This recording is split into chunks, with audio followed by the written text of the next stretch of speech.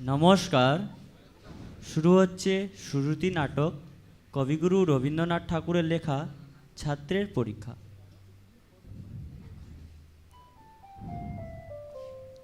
মধুসূদন পড়াশুনো কেমন করছে কালাচাঁদ বাবু?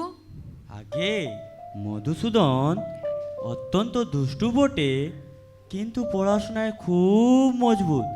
কখনো একবার বই দুবার বলে দিতেই হয় না।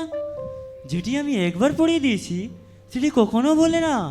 বটে, তা আমি আজ একবার পরীক্ষা করে দেখব। তা দেখুন না। কাল মাস্টারমশাই এমন মার মেরেছেন যে আজও পিঠটা চড়চড় করছে। আজ এর শোধ তুলবো, ওকে আমি তাড়াবো। কেমন রে মধু, পুরনো পড়া সব মনে আছে তো? মাস্টারমশাই যা বলে দিয়েছেন তা সব মনে আছে। আচ্ছা, উদ্ভিদ কাকে বলে বলো দেখি? যা মাটি ফুঁড়ে ওঠে। একটা উদাহরণ দে। কেঁচো। হ্যাঁ, কি বললি? রসুন মশাই, এখন কিচ্ছু বলবেন না, তুমি তো পদ্য পাঠ পড়েছ। আচ্ছা, কাননে কি ফোটে বলো দেখি? কাঁটা। আহ আহ আহ, কি মশাই মারেন কেন? আমি কি মিথ্যে কথা বলছি? আচ্ছা, সিরাজউদ্দৌলাকে কে কেটেছে ইতিহাসে কি বলে? পোকায়। আহ আহ, আগে শুধু মধু মার খেয়ে মরছি। শুধু সিরাজউদ্দৌলা কেন, সমস্ত ইতিহাস খানায় পোকায় কেটেছে। এই দেখুন। ব্যাকরণ মনে আছে? আছে। আচ্ছা, কর্তা কি, তার একটা উদাহরণ দিয়ে বুঝিয়ে দাও দেখি। আগে কর্তা ও পাড়ার জয় মুন্সি। কেন বলো দেখি?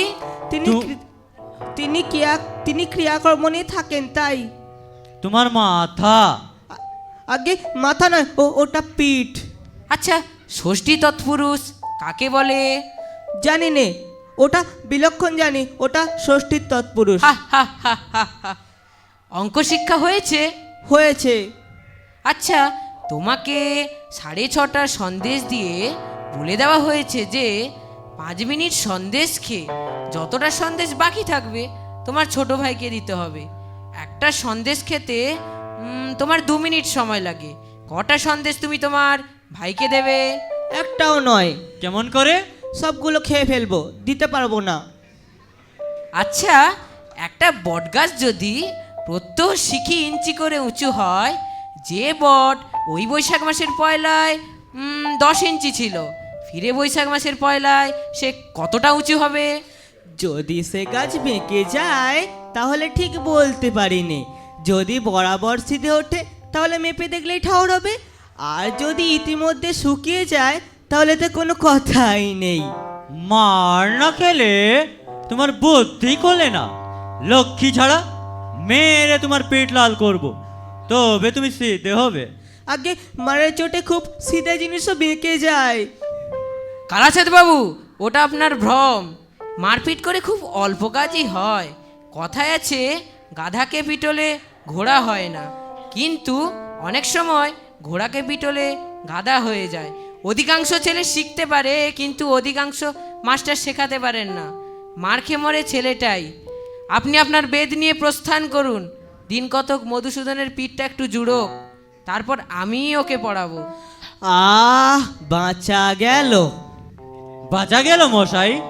এই ছেলেকে পড়ানো মজুরের কর্ম, কেবলমাত্র ম্যানুয়াল লেবার। 30 দিন একটা ছেলেকে কুপিয়ে এই 5টি মাত্র টাকা পাই।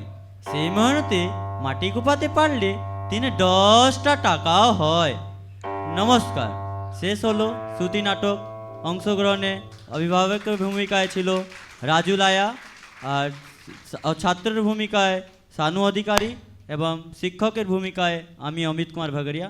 নমস্কার।